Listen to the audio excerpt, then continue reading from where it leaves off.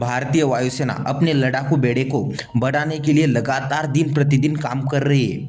इसलिए भारतीय वायुसेना ने रक्षा खरीद के लिए एक प्रमुख रक्षा खरीद कार्यक्रम चलाया है, जिसने प्रमुख वैश्विक एरोस्पेस कंपनी को आकर्षित किया है। उसमें सबसे टॉप पर अमेरिकी कंपनी है लॉकहीड मार्टिन।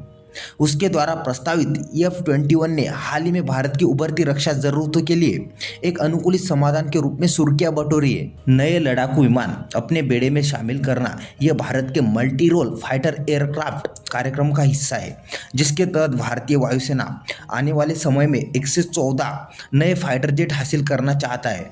उसमें सबसे अहम फाइटर जेट है जिन पर भारत भविष्य में सबसे ज़्यादा भरोसा जता सकता है। उसमें रूस का 5वीं पीढ़ी का सुखोई 57, फ्रांस का राफेल जिसके 2 स्क्वाड्रन भारत पहले से ही संचालित कर रहा है।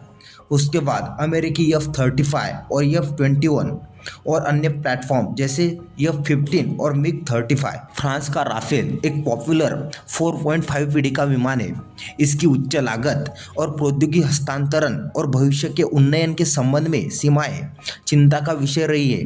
रूसी सुखोई 57 के प्रदर्शन को लेकर सवाल है और अमेरिकी F-35 हालांकि तकनीकी रूप से कई एडवांस है, बट हद से ज़्यादा महंगा है और परिचालन और प्रौद्योगिकी सुरक्षा संबंधी चिंताएं पैदा करता है। अमेरिकी एरोस्पेस कंपनी लॉकहीड मार्टिन का F-21 F-16 का एक एडवांस संस्करण है, जिसे विशेष रूप से भारत की आवश्यकताओं के लिए डिज़ाइन किया गया है।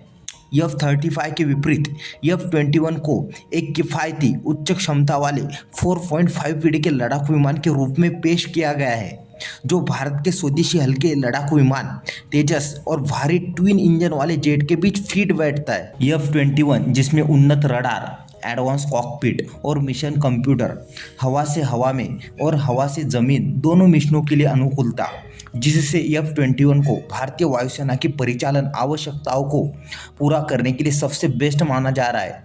लॉकहीड मार्टिन टाटा समूह के साथ साझेदारी में भारत में F-21 का निर्माण करने के लिए प्रतिबद्ध है। इससे न केवल स्वदेशी कंपनी को बढ़ावा मिलेगा, बल्कि हजारों कुशल नौकरियां भी पैदा होगी। F-21 जिसकी कीमत प्रति विमान $100 बिलियन होने की उम्मीद है, जिसमें कस्टमाइजेशन के आधार पर कीमत में और बढ़ोतरी होने की संभावना है, बट यह F-35 जैसे विमानों से थोड़ा कम महंगा है, जिसकी कीमत 110 से 150 बिलियन डॉलर के प्रति यूनिट है। ऐतिहासिक रूप से अमेरिका संवेदनशील प्रौद्योगिकी प्रसार के बारे में चिंताओं के कारण अपने निकटतम सहयोगियों के अलावा अन्य देशों को F-35 की पेशकश करने के बारे में सतर्क रहा है। हालांकि जैसे जैसे रूस और चीन अपने स्वयं के स्टील जेट निर्यात कर रहे हैं, अमेरिका का रुख बदल रहा है।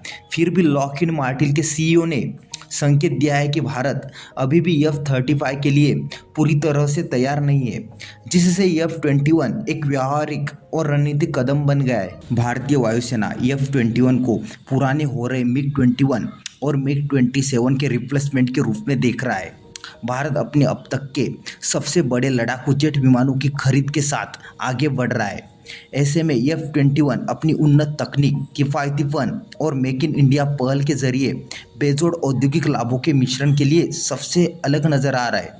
अंतिम निर्णय परिचालन आवश्यकताओं, लागत, औद्योगिक हस्तांतरण और भू राजनीतिक विचारों के जटिल मिश्रण पर निर्भर करेगा, लेकिन F-21 स्पष्ट रूप से भारत की अगली बड़ी लड़ाकू जेट खरीद में अग्रणी बनकर उभरा है। तो आज के वीडियो में बस इतना ही। वीडियो अच्छा लगा तो प्लीज़ लाइक, शेयर और चैनल को सब्सक्राइब करना ना भूलें। मिलते इसी तरह के अगले एक और नए इन्फॉर्मेटिव वीडियो के साथ। Thank you for watching.